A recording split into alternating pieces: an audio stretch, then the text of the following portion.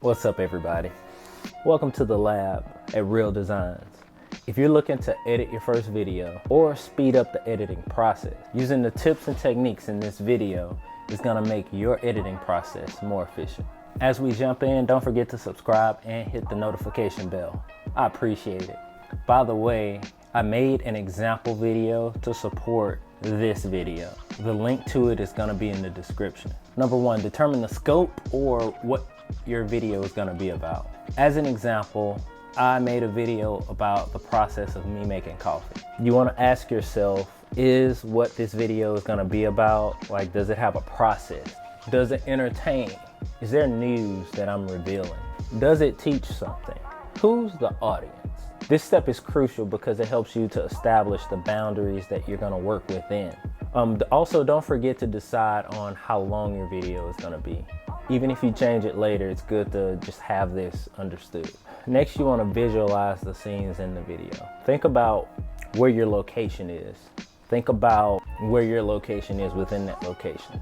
I'm in Memphis, Tennessee, and the setting of that video took place in my living room, kitchen, and my office. Mainly the office and the kitchen.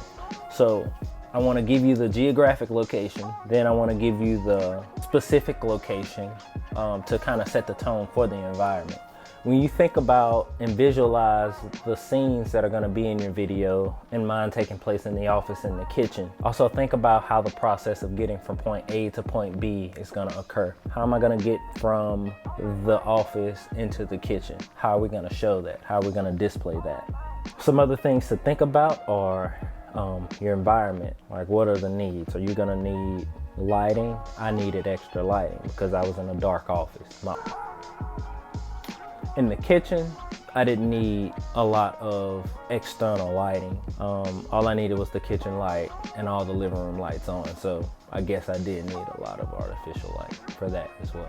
Another thing that you want to consider about your lighting is thinking about the kind of mood or the tone that you want to set. Is it going to be a cool mood? Is it going to be chill? Is it going to be warm and bubbly? Just kind of try to be intentional about all of those aspects on the front end.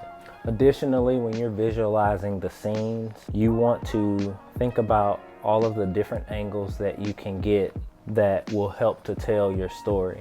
Typically, I try to imagine one very unique shot that I'll be able to use for the video.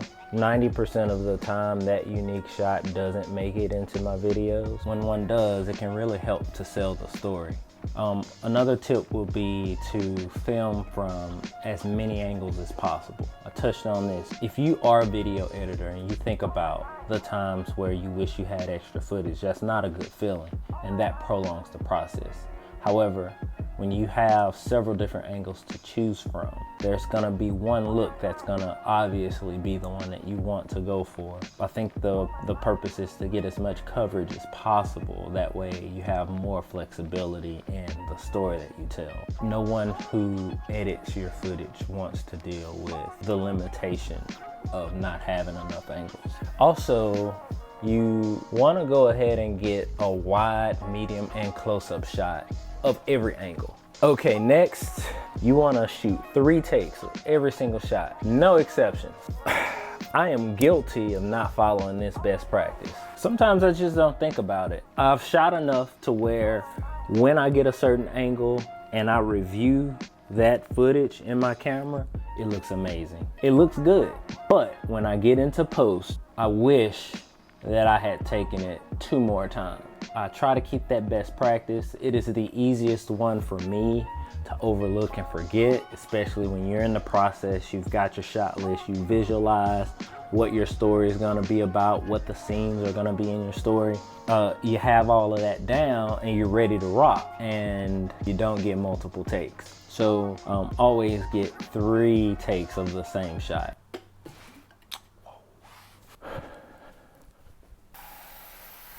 So, I just spilled coffee. Here's a bonus tip when you spill coffee on carpet. Dilute with a lot of water. Get a towel, set it there. Keep it wet. Check the towel every few minutes. Don't scrub, don't blot, just leave it there. What's next? Oh yeah. All right, so the fifth tip that I'm gonna give you is your music. It takes time to find the right music. Just because you like a song does not mean that it will go with your video. Don't do it. Listen to a song that makes you feel emotional, a nostalgic feeling as you review your footage. I don't know how difficult it might be. It's something that's easy for me to do. When you watch any footage with a song, you'll understand whether or not it goes. And the song that you choose is gonna dictate the tempo and the flow of your video. So it's very important. Don't stress over it, but put some time into it. Also, try and find the instrumental version and the worded version. In the video that is linked in the description, so go check it out. It's a hip hop song, and the flow went so well with the video. His flow was amazing. His flow was really good, really dynamic. I think it went well, the flow with the video. However, the actual words within each bar didn't really fit, so had to opt for the instrumental. There's a bonus tip, all right? But before you do that, don't forget to subscribe, click the bell notification, go ahead and like it because I know you like it. Also, give me a thumbs up in the comments below if you find this information helpful. Additionally, if you are a creator or a filmmaker or an editor and you have tips that you would like to share, please share those in the comments because we are all students here, okay? Appreciate it. All right, here's your bonus. Cut relentlessly. This is more of an editing tip. If you have clips that don't meet the standard set by the entire video, cut it out. The standard set by your video may be content that is strictly related to the scope of what your video is to be about. If there's some extra stuff in there where you're trying to be funny, cut it out in both ways. Stop trying to be funny and cut it out. That concludes the video. Thank you for paying attention.